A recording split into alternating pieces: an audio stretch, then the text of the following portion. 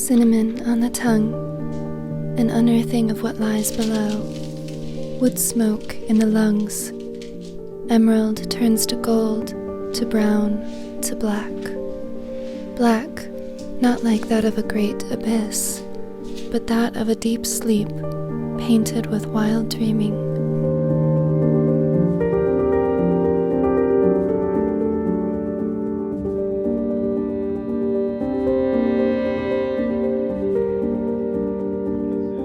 With autumn, a great stillness comes over the forest, and by all outward appearances, myself as well.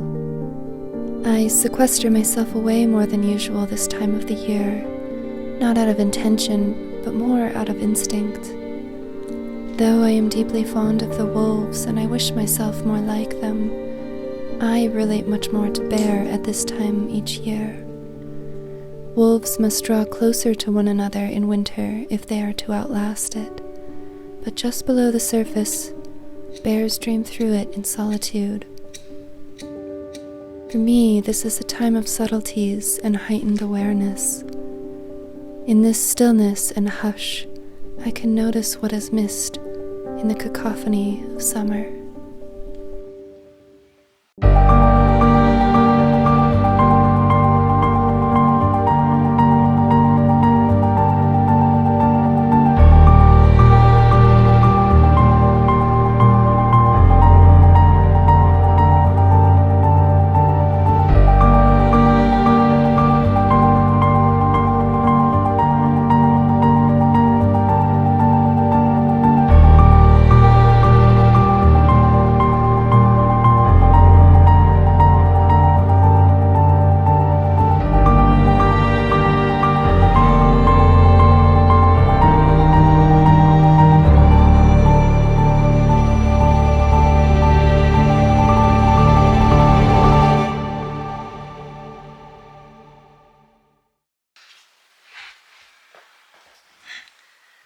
So I wanted to sit down and just have a little coffee chat, and I promised myself I would practice this kind of filming where I just sit down and speak to the camera so that I can maybe get a little more comfortable with it. So that is what we are doing. I have been spending quite a bit of time out here over the past few months working on this drawing, which I began in 2020, and for various reasons I set it aside for several years, but recently I've had several people ask me about it on social media, so I decided to take another look at it and decide if it was a piece that still felt like mine to complete. And it did, possibly even more so than when I first began it. In truth, when I look back, I don't believe that I was ready to make this piece when the vision for it came to me. I didn't have the skills I needed to create what I was envisioning, and I didn't really understand what it meant to me at the time. Anyway, I wanted to give you all a little life update since, once again, it's been a while since my last video. It's now November, and I really love this time of year when the forest begins to get quiet and starts to enter its dreaming time, and all of that energy and effort of summer begins to sink back down to the roots. I naturally heed that example from nature, and I too feel like I begin to go quiet and live below the surface of things a little bit. And that is possibly what I love the most about this time in the yearly cycle. It's almost permission to be more myself. It feels natural to me to be in this state. It feels like home. I become much more reclusive, and I'm not a very social person as it is, but it seems to take a lot more energy, even more than usual, to be social at this time of the year. I love being around Baron and Matthew and going on hikes and walks in the woods, but it's a great effort to pull myself up out of that underworld state and do much else socially at this time of the year. Since my last video, I feel I have slipped into a state of inner questing, I suppose, is the best way I can think of describing it. And at times, it's been quite difficult for me. If I'm being completely honest, for years now, it's felt as though something within me has gone dormant. A life force, a sense of wonder, a spark.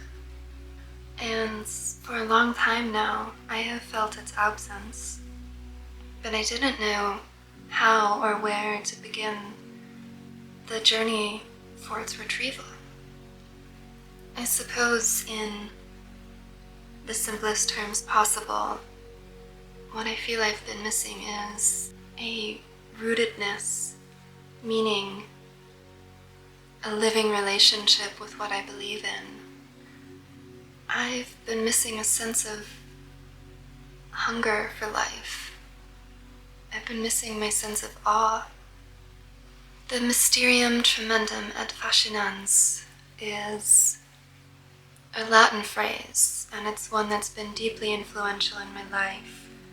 And it roughly translates into the great and terrible mystery, an encounter with something so vast, so overwhelmingly other than us, yet deeply a part of us, that which terrifies us and yet draws us in at the same time. It's an encounter with the numinous, which for me has always meant an ineffable connection to the spirits of nature.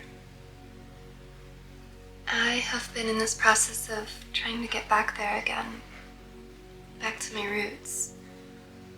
As children, I think most of us had this insatiable sense of wonder and eagerness to collect everything that life had to offer.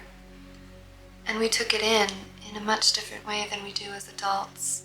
As children, our worlds were just ever expanding, rapidly getting bigger, and every new discovery and every new morsel of information was a treasure to be found.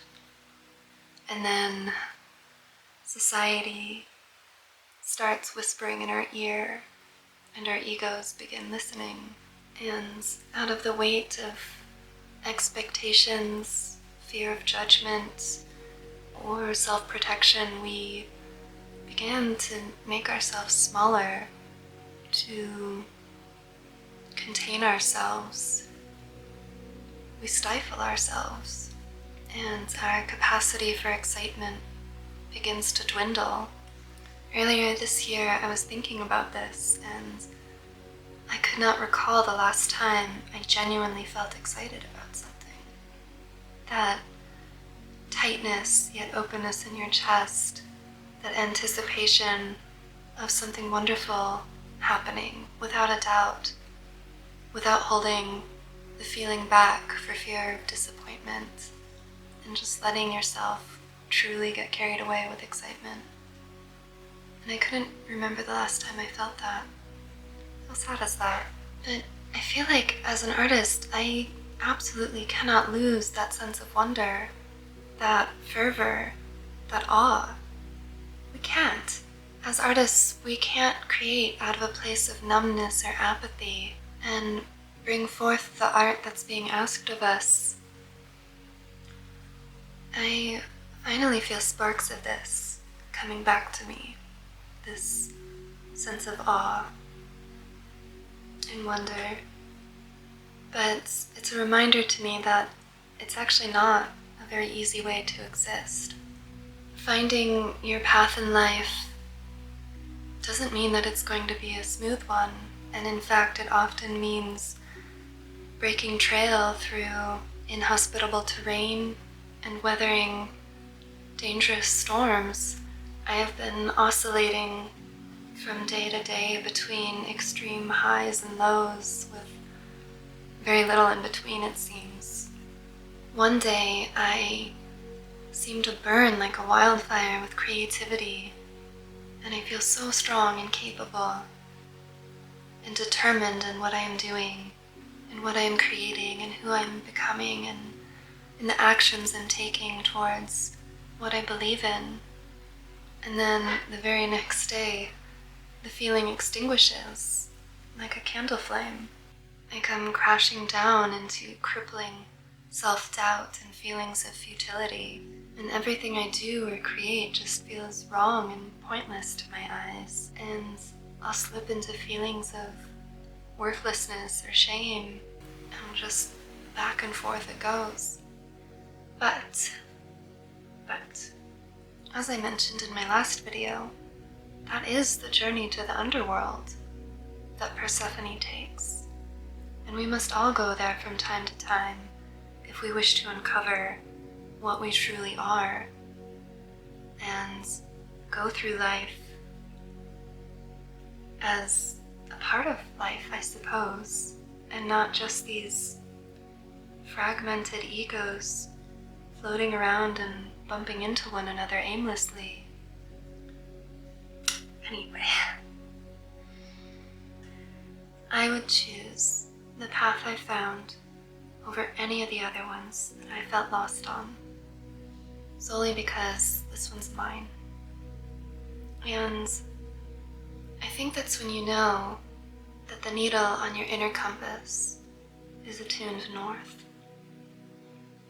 When it's hard and when it's painful, but there's this instinct, this song, deep and resonant, that booms beneath the voice of self-doubt and fear, drumming your feet onward.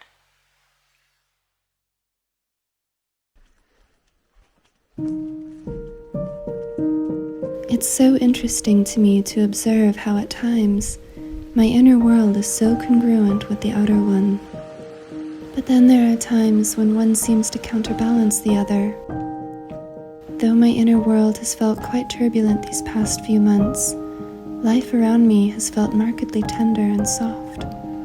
Nature has held me through my roughest storms and has been a lighthouse, guiding me back to the shores of what strengthens me.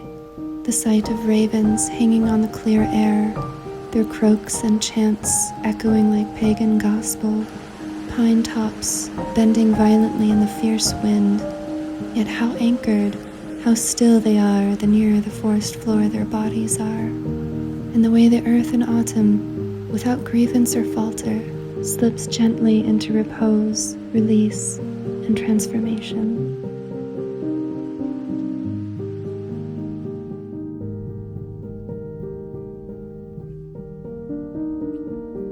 I crave in nature what I resist in my mind. Struggles that are compounded by the tight quarters of my body are suddenly dislodged from my skull, cast out across the landscape, and diluted with terrible beauty. Reflected in the forbidding land with its own storms and ruthlessness, the deserts of my mind are played out before me, made manifest and begging to show me how to traverse them. It's not a cure, but a mirror. These places, the ones less traveled, less monetized, less touched by human hands, places reputed to be inhospitable, are perhaps most valuable to our spirit. They do not feed us, they do not even welcome us. They simply show us that mountains can be scaled, and we can find water in our wastelands.